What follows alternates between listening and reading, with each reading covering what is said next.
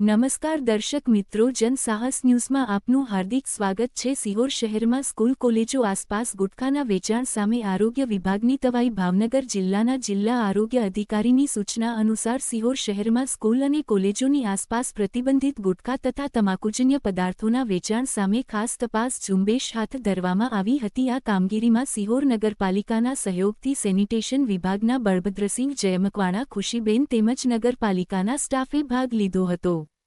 Team દ્વારા શહેરના વિવિધ વિસ્તારોમાં આવેલી દુકાનોની મુલાકાત લઈ નિયમોના પાલનની સમીક્ષા કરવામાં આવી હતી। ખાસ કરીને 18 વર્ષથી ઓછી ઉંમરના બાળકો અને વિદ્યાર્થીઓને ગુટખા, તમાકુ અથવા અન્ય પ્રતિબંધિત પદાર્થોનું વેચાણ કરવામાં આવે છે કે નહીં તેની ચકાસણી કરવામાં આવી હતી। તપાસ દરમિયાન દુકાનદારોને તમાકુ નિયંત્રણ કાયદા અંગે માર્ગદર્શન આપવામાં આવ્યું હતું અને નિયમભંગના કિસ્સાઓ સામે કડક કાર્યવાહી કરવાની ચેતવણી પણ આપવામાં આવી હતી। આરોગ્ય વિભાગના અધિકારીઓએ જણાવ્યું હતું કે યુવાનો અને વિદ્યાર્થીઓને તમાકુના વ્યસનથી દૂર રાખવા તથા સ્વસ્થ સમાજના નિર્માણ માટે આવી ઝુંબેશ આગામી સમયમાં પણ સતત ચાલુ રાખવામાં આવશે। રિપોર્ટર હરેશભાઈ બુદેલિયા।